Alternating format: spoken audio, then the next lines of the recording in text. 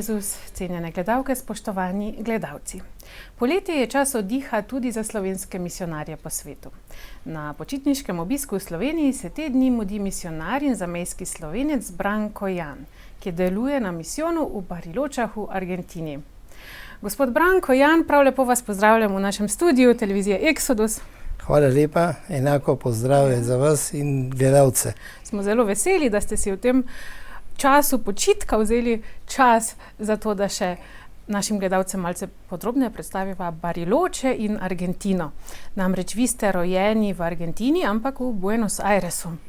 Rojen sem v bližini Buenos Airesa, v Buenos Airesu kot takem, že nekaj let tega. Slovenskim staršem. Slovenskim staršem, ki sta po vojni odšla na tuje,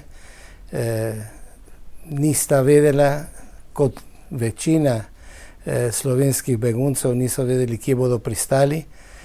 Končno nista še bila poročena, sta se spoznala v Argentini in potem je tam nastala nova družina. Vas je bilo veliko otrok? Trije. Trije otroci. In kako se spominjate svojega otroštva? Lepo je bilo, preprosto,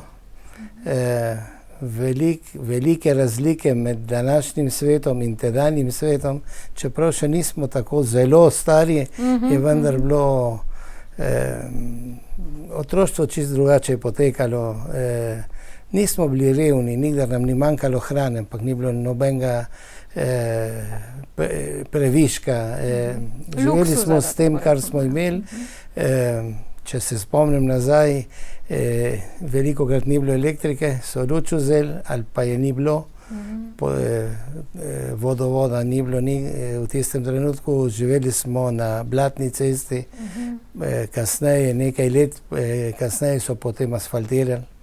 Tako, zelo preprosto je bilo, zelo skromno, pa vendar po drugi strani mislim, da je bilo zelo veselo, osrečujoče in pa vedno smo doživljali življenje v slovenskem duhu. Vas je bilo veliko Slovencev tam takrat? V našem okolju se tudi imenuje Slovenska vas. To je bilo v Buenos Airesu bilo več različnih naselij slovenskih, vendar tako strnjeno, kot je bilo pri nas, ni bilo nikjer. Zraven tega pa je bilo med nami precej ne obrtnikov, ampak vsak je poiskal neko funkcijo in potem je eden imel trgovino, drugi je imel mesnico, tretji je imel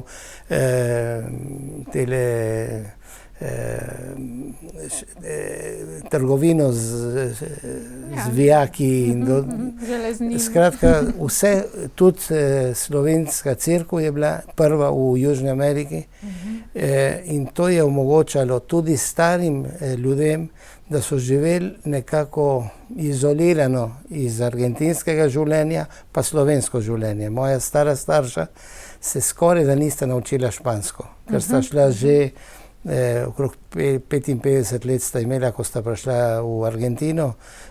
V tistih dobi 55 let je že pomenilo praktično penzijo in se niso pravzaprav navadili na to. Sicer so delali pri neki družini argentinski, vendar minimalno špansko, med seboj so govorili slovensko. Tako da ste nekako odraščali v tem slovenskem duhu. Da, ja. Kdaj pa je vas začela zoreti ta želja po duhovniškem poklicu, po delu v Gospodovem vinogradu? To je splošno vprašanje. Seveda. Za vsakega duhovnika. Ni nič tako jasnega, glasnega. Božji klic ni prišel kar tako kot strela, z jasnega ali pa z oblakov tudi ne. Počasi se je začelo razvijati. Že kot otrok sem nekako mislil na to. Doma so podpirali te želje, potem je pa gotovo delovalo v mojem življenju dejstvo, da sem bil v misijonskem zavodu, ki je bil zelo širok, vzgoja je bila zelo široka, vendar je bila usmerjena tudi v duhovni poklic. V tem misijonskem zavodu, ki so ga nekaj let prej odprli lazaristi v naši vasi, v slovenski vasi, od tam nas je precej duhovnikov prišlo ven. Je pa orientacija je bila duhovna in tudi v duhovništvo, potem pa šlo naprej. Tako to sledilo. Ja. Študirali ste v teologijo v Sloveniji. V Sloveniji. Ste dobili možnost priti v Slovenijo. Ja, kako se spominjate tiste prvega srečanja z matično domovino? Srečanje s Slovenijo je posebne vrste. Spomnim se, živo se spomnim, kako je najprej delovala Slovenija kot Jugoslavija. To je v prejšnjih časih, leta 1977, 27. novembra sem pristal na brniškem letališču. In najprej, kar sem zagledal, je bil miličnik, ne policaj, z rdečo zvezdo na kapi, pa s psom. Imam rad pse, ampak takrat je bilo pa groza. Res? Težko je normalno razumeti to situacijo nekomu, ki je ni doživljal. Mi smo bili vzgojeni v slovenskem duhu, vendar izrazito protikomunistično. Naši starši so si življenje rešili in zaradi te rešitve življenja so šli, pustili vse, pustili sorodnike, pustili svoje načrte, vse je ostalo v Sloveniji in so šli čisto na tuje. Zdaj se pa vračamo nazaj v to Slovenijo ali v to Jugoslavijo, ki je sovražnica lahko.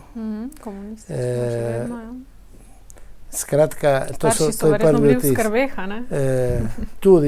Tudi, vendar jaz sem bil ne med zadnjim, ampak tako v nekih kasnejših letih. Pred nami je bilo že nekaj drugih, ki niso doživljali stvari tragično, popolnoma ne. To so osebna izkustva, ne. No, pa se je potem hitro to razgubilo in sem živel normalno, sicer kot tujc, moram pa priznati, da me niso praktično pogruntali kot tujca. Sem bil bran iz Ljubljane. Se ste počutili kot tujca, ampak verjetno... Niti ne. Niti ne. Ja, vas niso, mogoče malce na glas, ampak še to se ne sliši danes. Danes ga imam bolj kot takrat. Res? Ja, zato ker živim že 38 let v argentinskem svetu, sicer za Slovence imam slovensko bogoslužje, normalno, ne, ampak moj pogovorni jezik je španščina. Zdaj, tukaj ste mašniško posvečeni, ste prili v Sloveniji ali v Argentini? Tukaj v Sloveniji, leta 84, 40 let bo zdaj. 40 let, to pomeni, ja. Celo življenje. Ja, tako. In potem pa ste se odločili vrniti nazaj? Ali se je bilo to kot nekakšno določilo? Na hitro povem, jaz sem tukaj bil posvečen 84. Ostal sem tukaj kot duhovnik, vendar moje državljanstvo je bilo vedno argentinsko. Tako da je bilo treba vsako leto podaljšati bivanje na podlagi študija. Ker nisem imel namena, ne želje iti naprej študijem, sem zaprosil za stalno bivališče kot tujc. So preverjali moje državljanstvo, moje prednike. In po skoraj enem letu so mi odgovorili, da starša sta Slovenca, jaz sem kot tak Slovenc, nima smisla, da živim v lastni domovini kot tujc. In so mi nekako urinili, če hočem tako imenovati, jugoslovansko državljanstvo in mi dali 30 dni možnosti, da zapustim Jugoslavijo z argentinskim potnim listom. Potem je pa, to so tisti časi, ko se jih nekateri spominjamo, drugi pa ne veste za nje. Drugi ne bomo vedeli. Tako je, ja. Na mejah so imeli spisek ljudi, ki jim ni bilo dovoljeno iti čez mejo. Tako da bi prišel v tist spisek z argentinskim potnim listom in potem bi moral iti po jugoslovanskega, predtem pa v vojsko za 15 mesecev. Ja, sem bil še vojni obveznik za 2 leti. Takrat sem imel 25, vojno obvezništvo je bilo pa do 27. Tako da sem takrat potem predstojnikom to povedal, predlagal, da grem ven, če več ne, v Italijo za 1 leto in pol na sonce, ne vem kam. No in potem sem prišel v Bariloče. Potem ste že prišli v Bariloče, ampak vaša matična hiša v Argentini je pa bila v Lanusu. Da. In od tam vas izhaja veliko duhovnikov, ki jih tudi mi tukaj v Sloveniji zelo dobro poznamo. Naprimer, najbrž sta bila sošolca verjetno tudi, oziroma sta se poznala z misionarjem Pedrom Opeko. Poznala sva se, jaz sem dosti mlajši. Občasno imamo tudi kakšen stik, čeprav smo daleč narazen tudi z njim. Je pa on bil posvečen, ko sem jaz še bil v gimnaziji. Tako da je pred mano celih 10 let. Ampak tako poznanstva se ohranijo. Ja, seveda. No in potem ste prišli leta 86 je v Bariloča bila ustanovljena župnija. Vi ste prišli že prej tja? Ne. Jaz sem prišel 2. februarja leta 86. In Bariloče so ena takšna zanimiv kraj v Argentini, namreč privabljajo veliko planincev, smučarjev. Naj pa najprej opisati, za kakšen kraj to gre. Turističen kraj, izredno lep. Nekateri ga imajo kot podobnega Sloveniji, samo veliko večje, ne? Veliko večje, tukaj je vse majhno.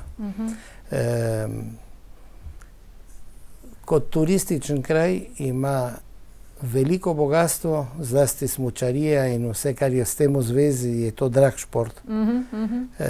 Veliko hotelov, veliko vsega. Obenem pa velika revščina. Ja.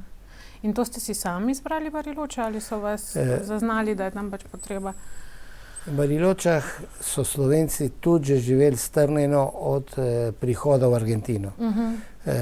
Nekaj jih je šlo, Buenos Aires je sama ravnina, mesto in ravnina. Je bilo pa nekaj planincev, ki so hoteli živeti v planinskem svetu. Torej naši Slovenci? Slovenci, ja. Zagriženi planinci. Tako. In so odkrili Bariloče. Bariloče je takrat vozil vlak. Z avtobusom ni bilo prave povezave, ni bilo pravih cest do kraja. Do neke mere Bariloče so 1600 km oddaljene od Buenos Airesa. Razdalja, ja. Kajnska gora je nekaj podobnega, ampak v miniaturi, jasno. To so potem odkrili Bariloče in so privabili nekaj Slovencev in so se potem posvečali delu za preživetje ob koncu tedna in v počitnicah pa planinam. In Slovenci v Bariločah nikdar niso imeli slovenskega duhovnika. Samo za prazniki je nekdo iz Buenos Airesa šel dol, opravil obrede in to, mogoče bil nekaj dni, obiske in tako naprej, potem se je pa vrnil. V Bariločah je živel, ker je že nekaj dolga leta pokojni, Jože Mavrič, ki je oče Tomaža Mavriča, našega sedanjega generala, lazaristovskega, ne? In on me je začel žicati, da dobim nekoga, ki bi prišel dol. Ne, da bi jaz prišel dol. Ampak ideja je ostala. Ko sem leta 1984 imel ponovitev nove maše, sem bil tudi v Bariločah in tam me je začel prigovarjati na nek način. Ne. In jaz sem to idejo tukaj povedal svojim predstojnikom, ampak je ostala nekje, ne vem, če na papirju ali pa še niti to ne. In ko se je to v mojem življenju pripetilo, to jugoslovansko državljanstvo in nekakšen prisilni izhod, vsaj za nekaj časa iz Slovenije, sem to predlagal predstojnikom in so sprejeli, da grem v Bariloče. In kakšna skupnost Slovencev vas je tam pričakala? Je bilo veliko? Težko je številko dati, zato ker vprašanje je, kaj smatramo za Slovenca, ne? Če so to sinovi slovenskih staršev, če so to sinovi matere Slovenke in očeta Argentinca, če so vnuki enega od obeh starih staršev. Jaz bolj govorim o tem, kaj in kako je bila živa skupnost. tako med 60 do 100 občasno 100. Ampak pri maši ob nedeljah nas je bilo tam med 40, 50, za praznike morda 80. Zdaj upada število. Nekateri so se preselili, nekateri celo v Slovenijo nazaj. Tako kot vaš brat, pri katerem kot moj brat, zadnja 3 leta, ampak brat ni živel v Bariločah nikdar. On je živel v Buenos Airesu. Nekateri, zlasti mladi, odhajajo študirati v Buenos Aires ali v kakšno drugo argentinsko mesto. Bariloče ima, zdaj imamo nekaj univerz, nekatere smeri, pa ni veliko. Tako da potem se spoznajo s kakšnim partnerjem ali karkoli že, in ustanovijo družino drugje, tako da število pada.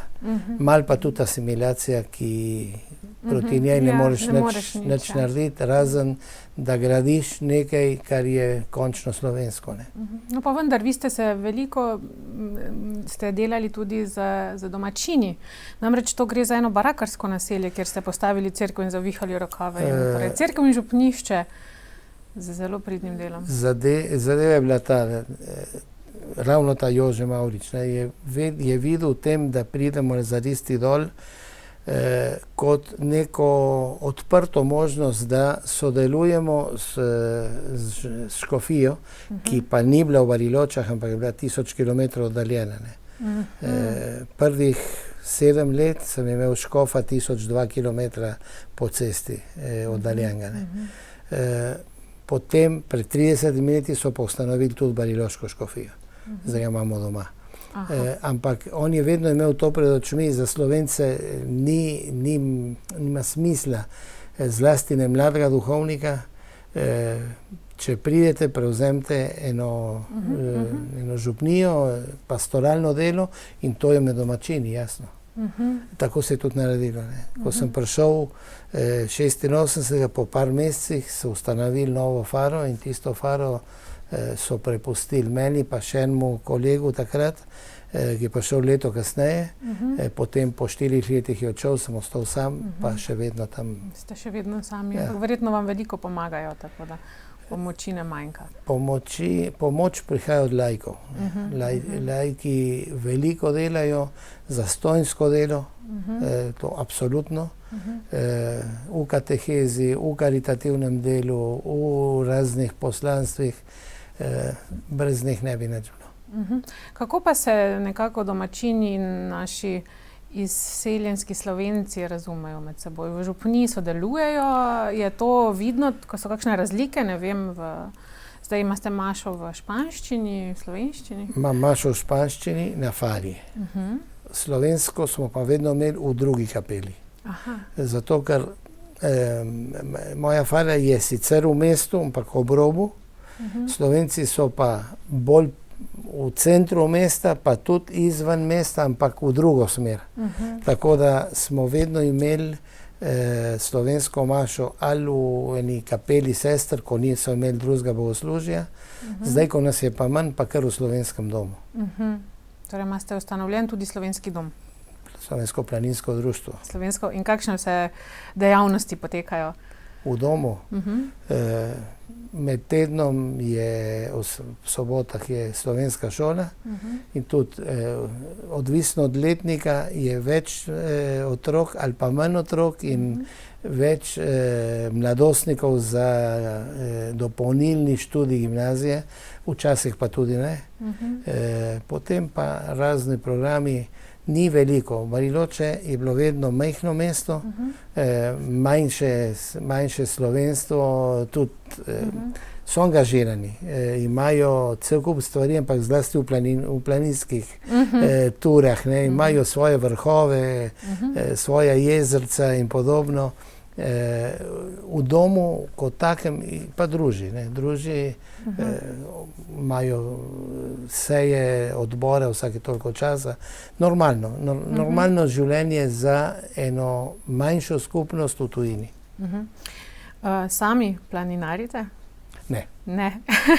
Kot otrok, starši smo prelezli vse hribe, pa je bilo kar dovolj. Je bilo dovolj za nekaj časa. Jaz tako po domače rečem, da uživam v hribih. V razgledu, ne? Ko jih gledam sredi jezera na čolnu. Ja, verjamem. Je voda tista bolj. Ja, bolj bližje. No, pa ko ste pričeli v Bariločah z župnijo, s kakšnimi izzivi ste se na začetku srečali? Kaj je bilo potrebno narediti prvo? Je bila dilema na začetku, zato ker nisem vedel, za koliko časa prihajam. Ni popolnoma vseeno, če imaš pred očmi nek čas, 10 let, recimo. Jaz sem šel poskusiti, zdaj poskušam že 38 let. Prišel sem pa na nič. Dali so mi eno manjšo kapelco, ki ni imela popolnoma nič drugega kot samo oltar, klopi in zraven en neprizidek iz desk, lopo, ja, pa še tako slabo lopo.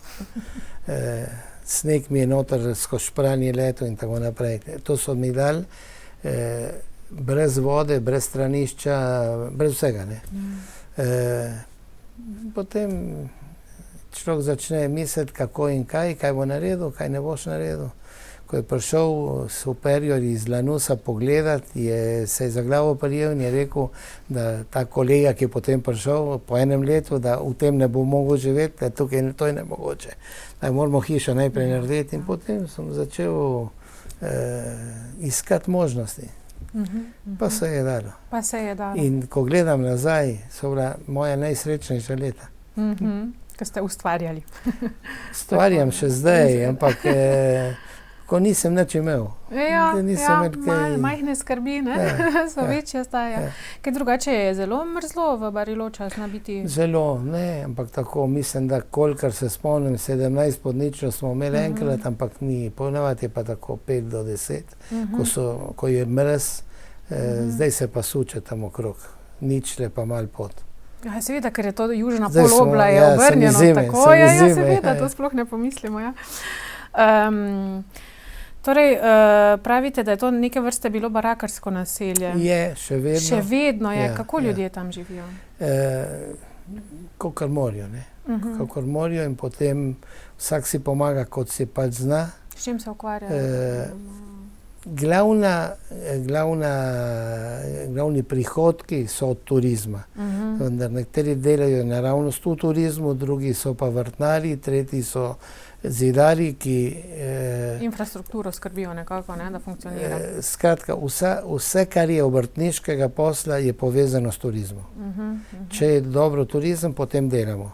Če je turizem slab, kot je zdaj Argentina komplicirana v tem trenutku, zdaj naj bi se je že začela zimska sezona, ker letos smo imeli zelo zgoden sneg in veliko snega, tako da so junija že odprli smučišča in vse ostalo, ko jih ponavadi odprejo šele julija, ampak ni turistov, ne. Argentina je postala draga in Odkot pridejo turisti? Iz Argentine predvsem ali so iz celega sveta? Ne, zunaj, iz sveta. Ja. Delno tudi iz Argentine, ampak ni tako pogosto. Zlasti po zimi prihajajo iz sveta. Pridejo gledati sneg, Brazilci, cel kup Brazilcev. A Brazilci? Ja, pridejo, ne vidijo snega v Braziliji, ne, potem pa pridejo, ne. Pa dobro, bomo videli, kaj bo. Se bo pokazalo, v 2-3 mesecih bomo videli, kako bo. Kakšna bo sezona, ne? Se je tudi odvisno verjetno od celotnega dogajanja v svetu, ne? Turizem je takšna panoga, ko je vezana na... Pa Evropejci tudi kaj prihajamo? Tudi. Pa je Azijci. Bariloče je skoraj tako kot Slovenija ali pa Evropa, ko imaš vse sorte, greš na letališče, pa vidiš obraz vseh koncev in krajev. Pa pridejo tudi kaj k vam k maši, tako obiščejo kaj cerkve? Ne, to je samo... Zlasti pa ne v tem okolju, kjer sem jaz. Mene ne najdejo, ne. Včasih pride kdo, ko imamo kakšno kakšen oglas na internetu, na kakšni strani škofijski, ampak je smo daleč strani. Pride v stolnico, ki je v mestu, v kakšno cerkev, ki je v centru mesta, te že pridejo. Pridejo, kolikor so, je nekaj, k nam ne zahajajo. Kaj pa drugače, kakšen je ta potrebe po duhovnem življenju domačinov, ko ste prišli prvikrat, pa če primerjate s stanjem, ki je sedaj, če zdaj vzamemo pač naše slovenske izseljence, je vera kaj raste, upada, kakšno je stanje, podobno kot v svetu? Podobno kot v svetu. Podobno kot v svetu. Svet je globaliziran, zadnjih 20-30 let se to izredno pozna. Če gledam konkretno situacijo v naši fari, potem ko smo pozidali, popravili najprej ta staro cerkev, potem dobili novo zemljišče, naredili novo cerkev, nov faroš, ko je bila župnija najbolj razširjena in razvejana, smo imeli 400 nedeljnikov, recimo ob koncu tedna. Zdaj jih imamo pa 100-150. To je konkretna situacija. Veliko je k tem pripomogla korona. Ja. Enako kot Slovenija. Malo smo imeli upanje, da bo korona prinesla neko poživitev, je pa prinesla ravno obratno. To je dejstvo. Če ga hoče sprejeti, v redu. Če ne, se pa še slepimo naprej, da je vse v redu. Pa ni v redu. Izziv danes je iskati nove poti, nove smernice, kako priključiti, kako posredovati lastno izkustvo vere ljudem, ki imajo drugačen pristop do vere. Niso neverni. Zlepa kdo ne napiše, da nima nobene vere. Vendar način, kako izraža svojo vero, je pa zelo različen od človeka do človeka. In Argentinci niso bili nikdar zelo navdušeni nad skupno, nad povezovanjem in to. Vsak veruje v Boga, to je odlično. Ampak je pa tako. Lahko bi bilo veliko boljše. Tako da, če nekako Slovenci primerjava, mi se le bolj povezujemo potem takim? Morda. Tisti, izven Slovenije. Jaz mislim, da Slovenci imamo, ker nastane to, posluh za izolacijo. Ja. Da tako rečem. Argentinci pa ravno nasprotno, ima pa posluh za druženje. Je pa tudi to res, Argentina je zelo velika, dolga 5000 in toliko kilometrov, iz severa do juga, in se zelo razlikuje severni človek od južnega. Patagonija, kjer sem jaz, je mrzla, kot če bi primerjal Evropo, Grčijo pa Južno Italijo s Švedsko. Ja, čista razlika. Tako. To je v eni sami državi pri nas. Tako da pri nas se dogaja to, da zlasti v zimskih mesecih se držimo noter, se nekako izoliramo in to se pozna v skupnem življenju in se pozna v cerkvenem življenju. To je realnost. Kaj pa duhovni poklici je bilo zaznati, kaj v vaši župniji želje po tem, da bi... Težko to tudi sprejemam osebno, pa vendar Bog kliče. Seveda. Mi podgovarjamo ali pa ne. V teku teh let sem imel 3-4 mladince, ki so poskušali, ampak potem ni šlo. Za mlade danes je težko, ne? Ja. Kakšni so pa mladi v Patagoniji? So podobni našim Slovencem? Imamo spet te velike razlike med recimo bolj bogatimi, ko tudi niso toliko, pa se držijo kot bogati, in med morda se tudi po polti malo pozna, so malo bolj temni, bolj reveži. revež vedno skuša priti na tak nivo, kot je on spodaj. Mi smo više, mesto je nižje dome. 150 višinskih metrov imamo razlike, pa samo 3 km daleč. Ti, ki so tukaj gor, so bolj reveži in tako, ampak skušajo priti na ta nivo. Pred 40 leti, 38, ko sem prišel, so bila dol zabavišča, disko in vse to dela, zato ker Bariloche je postal, je že bil prej, center za te ekskurzije ob koncu srednje šole. Praktično vsak maturantski izlet, maturantski izlet, pa ni samo izlet, to je za cel teden vsaj.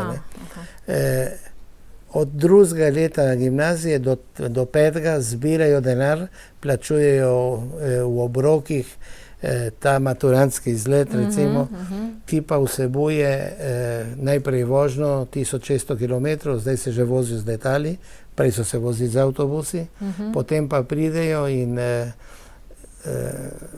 povprečno, je kakšna skupina malo manj, kakšna pa še malo manj, ampak povprečno doživljajo to super svobodo od profesorjev, ki niso z njimi, od staršev, ki niso z njimi. Sami pridajo brez? Ja, pridajo mogoče, kakšen jih spremlja, imajo pa posebne vodiče, ki so odgovorni za to, samo ti vodiči so že vedno šli v to smer, da so dobro zaslužili.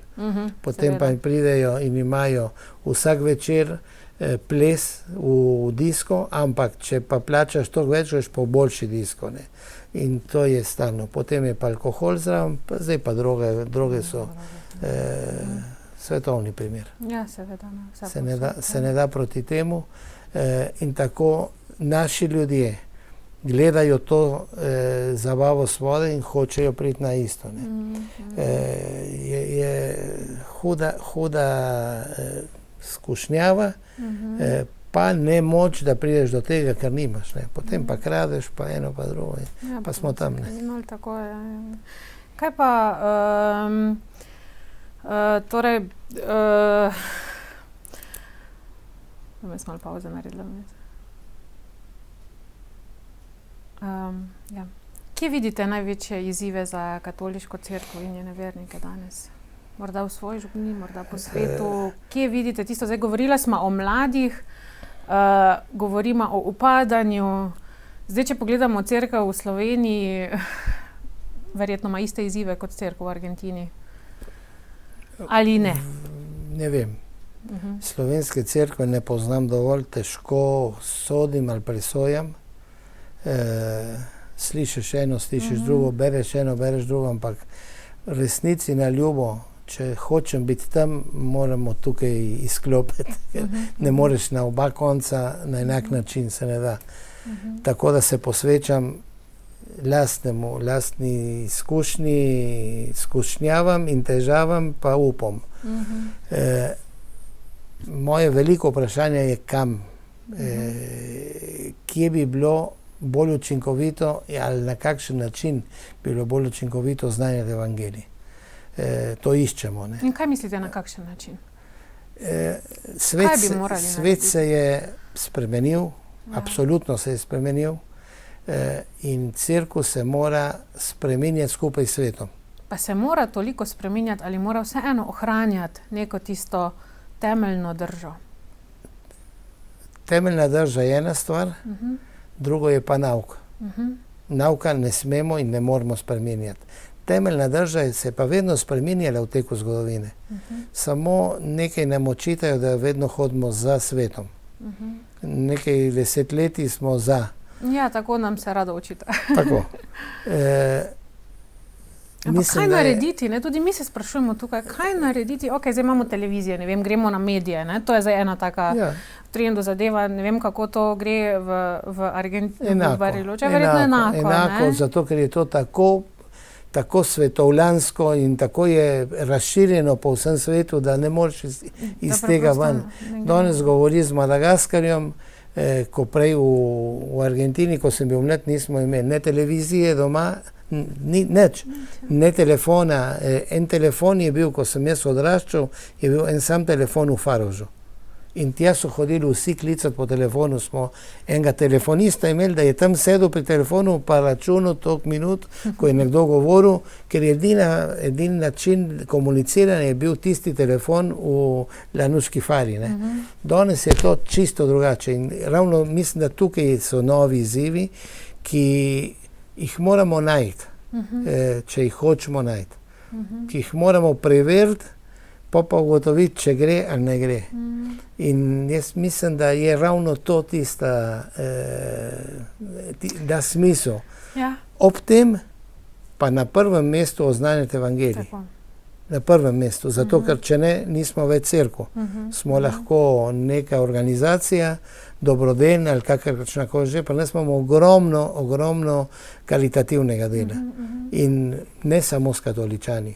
Je veliko teh sekt, različnih sekt, mi ne delamo razlike. Postavili smo en velik športni center, da mladina prihaja in to zastonj. Potem zvečer dajemo v najem drugim ekipam, tako da se s tem krijejo stroški. Vse se vzdržuje samo. Ne? Pa se sprašuješ, ne? A je pametno, ni pametno, ima smisel, nima smisel, lahko se raztegneš ali ne. In končno prideš do tega, da nekaj ostane. Mi je že kdo rekel, poslušaj, tiste ure, ko je mulc tukaj noter, ni na cesti. Tiste ure, ko je mulc tukaj noter, se ne drogira. Čeprav potem bo lahko tudi imel, ampak nekaj ima. Iščemo. In ob tem oznanjati Kristusa, kar tudi ni lahka poteza. Kristusa danes svet, kot da ga ne mara. Ne? Ja, takšen občutek človek včasih dobi. Ja. Zato, ker če spoznaš Jezusa, spoznaš njegov nauk, spoznaš in sprejmeš nekaj različnega, kot to, kar se v tem trenutku doživljaš, te postavi pred neko ključno vprašanje. A hočeš to ali hočeš ono? Ja. Takrat se moraš odločiti. Ja. Odločitve danes je pa težko sprejemati. Težko je. Sploh pri vsem tem naboru izbire, ki jo imamo. Ne? Velikem, ja, drži. Opažate veliko prirastka mladih ali je še veliko, ali pač tako kot smo prej govorili, da je veliko starejših sedaj, ki umirajo, mladih vedno manj. Je pri vas obratno? Ne. Pri nas je približno tako, ker tudi reklama recimo v šoli, družbena reklama in to gre v drugo smer. Prirastka v fari je nekaj, ampak ni to, kar bi človek želel. Torej imate veliko dela tudi verjetno starejšimi, ne? Tudi njim nudite pomoč. Kaj pa zdaj, ko v Sloveniji smo ravno pred kratkim imeli referendum o evtanaziji, pa potem o konoplji istočasno. Ne? Kako pa je v Argentini s tem? So isto že take težnje pojavljajo? Ali? Pojavljajo se, evtanazije še nismo zglasovali, splav ja. Splav ste zglasovali? Ja, v prejšnji vladi še prej in zdaj ta predsednik, kot da pa stranka so nekje ven vlekli eno možnost, da bi ponovno šli na referendum in podobno, ampak zaenkrat še ni. Zdaj se predvsem posveča ekonomskim težavam in kako iz luknje ven. Ne? Aha, torej je kar ekonomska kriza trenutno. Ja, huda in še nekaj časa bo. Ne? Če bo uspelo, če bo šlo, bo treba ni 2 leti si tesno zatisniti. Torej se občuti, se zelo občuti. Ja, zato ker je način, ki smo ga prej doživljali, je bil preohlapen. Država je dajala pomoč vsakomur, za vsako stvar. Če si gledal cene, so bile popolnoma nerealne. Da je to država zmogla, pa tiskala denar. In tako imamo v zadnjem letu med majem 2023 in majem 2024 287% inflacijo. Decembra lani je bila 30%. Zdaj, ta jo pa znižuje na račun vsega in vseh. Maja letos je bila samo 4,2. Se pravi, iz 30 na 4 mesečna. Kje in kako to dosega, da si vsi zategujemo pasove in zdaj plačujemo, za kar smo prej imeli podporo od države, zdaj plačujemo vse iz žepa, plače so šle pa komaj, da če so šle 100% gor v enem letu, in zdaj je manjko. Kar pomeni, da tisti, ki ima, bo še imel. Tisti, ki ima za silo, mora iti v rezervo, iz rezerve pobrati nekaj denarja, da bo preživel, revež pa nima. Potem ga imaš pa vsak dan 5-6 novih družin, ki pridejo prositi hrano. To je realnost, to je sedanja situacija. Kaj pa bo, pa upamo, da bo kaj boljše, ampak tako je. Torej dejansko tako hudo, da je potrebna hrana, da si ne morejo privoščiti niti vsakodnevnega obroka. Ja, to je že tudi prej. To je že tudi prej. Mi na Fari ne kuhamo, v zadnjem času, leta nazaj smo kuhali. Ko sem začel, smo imeli v kapeli, en sam prostor. V kapeli smo imeli mašo zvečer, pa v nedeljah dopoldne. Vsak dan je pa prihajalo do 300 otrok jesti, 100 na turnus. Eni ob 11, 12, drugi ob 1, tretji ob 2. 300 ljudi smo hranili. In zdaj je to število še verjetno večje, dajemo pa hrano na dom. Enkrat na mesec jim damo paket pripravljen ali toliko in to odpeljejo domov in potem kuhajo. Vam tudi Slovenska Karitas kaj pomaga? Slovenska Karitas ne, imate druge probleme tukaj. Torej predvsem Argentina. Argentina ima svojo Karitas, da. Ki priskočijo na pomoč. Kaj pa sedaj za prihodnost nekako, kako jo vi vidite? Župnija bo živela še naprej, potrebe so velike, potrebovali bi verjetno tudi še kakšno pomoč? Pomoč, denarno pomoč se za silo krije. Smo tako zastavili te dejavnosti, da imamo nek prihodek. Po tolikih letih gre. Bravo. Vedno je nekaj dobrodošlo, ampak zaenkrat še stvari ne bom razlagal, zato ker je več stvari, ki tudi pomenijo, imajo pastoralni smisel, pa imajo tudi ekonomsko nek dohodek. Človeško gledano je pa tako, počasi se leta nabirajo. Saj ste še mladi, saj še bo. To je klavrna tolažba. Pogledaš na osebno izkaznico, pa veš, koliko je. Poklicev nimamo. Ja, saj to ravno. Poklicev nimamo, bodočnost je nekje v zraku. Bariloška škofija ima zdajle enega bogoslovca, ki je v prvem letniku. Se pravi, bo duhovnik, če bo vztrajal, čez njih 8-9 let. Za celo Bariloško škofijo? In nas je 20 duhovnikov. Aha, vseh v škofiji? Vseh, škofom. Pa eden samo? Enega imamo zdaj. Škofija je velika, približno krije 2 Sloveniji. Tako velika, za 2 Sloveniji. Pa gre pretežno za katoličane?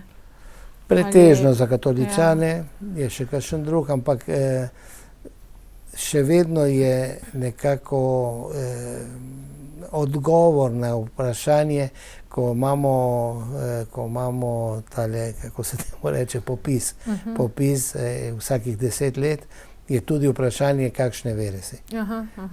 In še vedno mislim, da čez 70% Argentincev odgovarja katoličanov. So pa tudi drugi. V bistvu ne delamo velikih razlik. Je pa škofija precej malo naseljena. Neka mestna središča, potem je pa veliko praznega. Patagonija je sploh razširjena, pa ni veliko prebivalstva. In še to potem iz notranjosti lezajo v mesta, dokjer jim da, kupi vozovnico do tistega mesta, ko pride in se tam potem skuša naseliti. Je pa velika razdalja.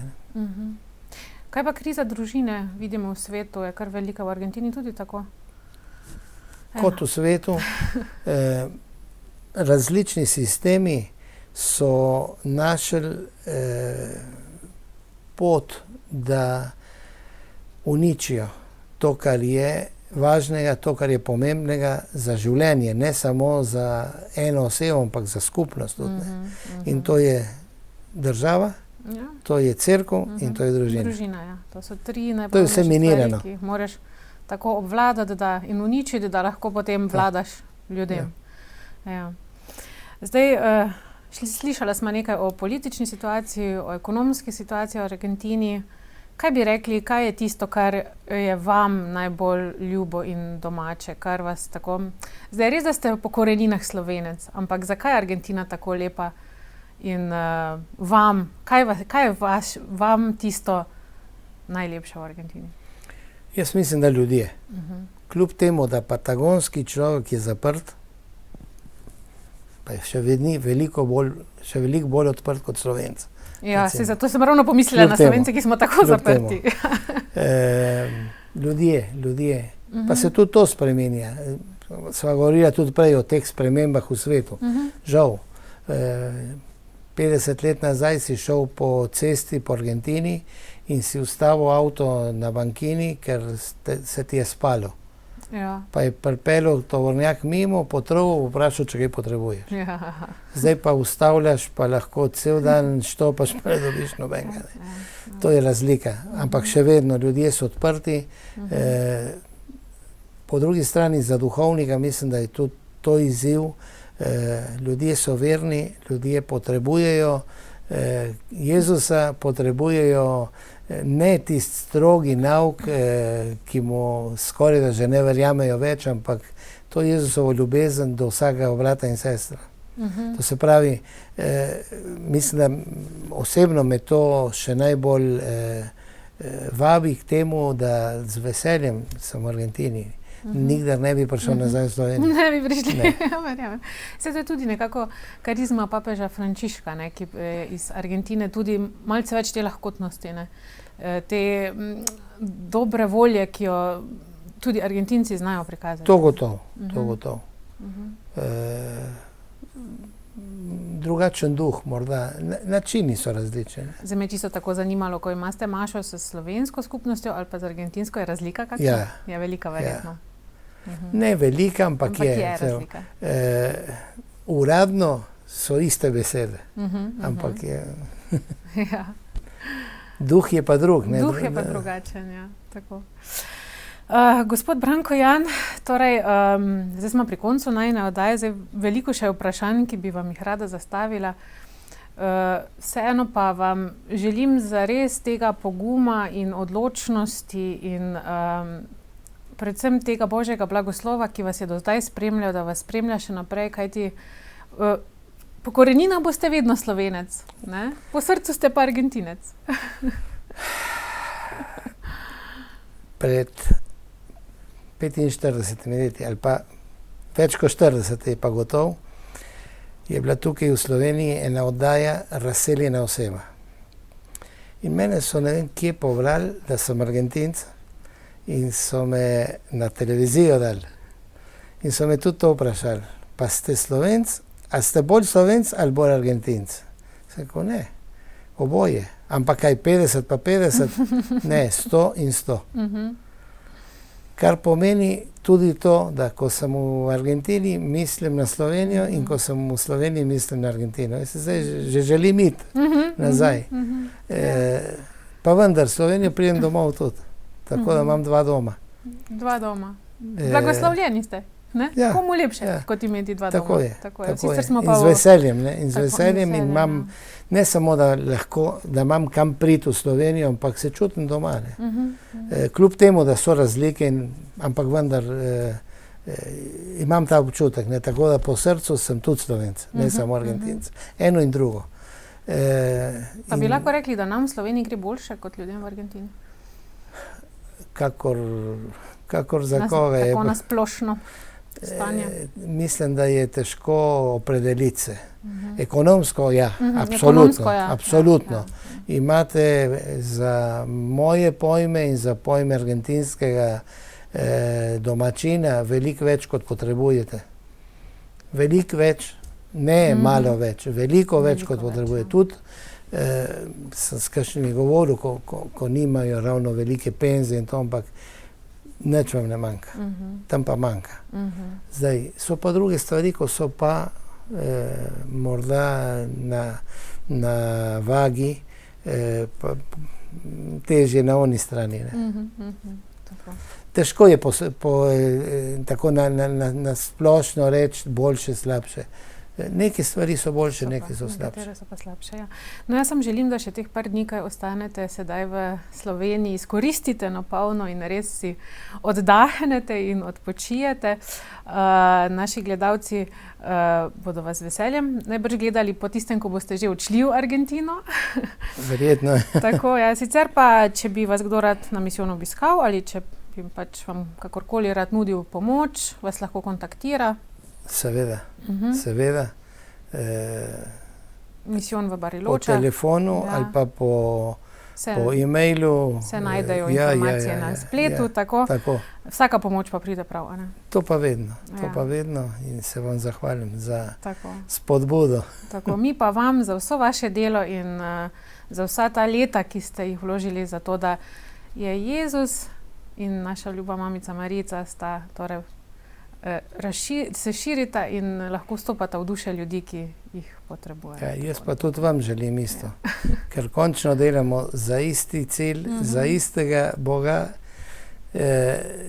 na različne načine sicer, ampak končno cilj je pa isti. Misijonsko poslanstvo, tako, a ne? Tako. Že v tem svetu, pa tudi v onem nekdaj. Enkrat se bomo. Tako, v našem nebeški domovini. Tako je. Torej, gospod Branko Jan, vse dobro vam želim, obilo blagoslova. Enako. Zares pozdravite naše rojake v Argentini. Hvala. Tako, hvala. Cenjene gledalke, spoštovani gledalci, dragi naši bratje in sestre v Jezusu, zahvaljujem se vam za vaše današnje spremljanje oddaje in vsi smo misionarji, vsak na svojem področju.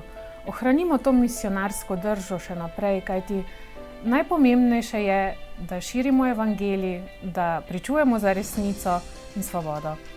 Vse dobro vam želim in do prihodnjič na snidenju.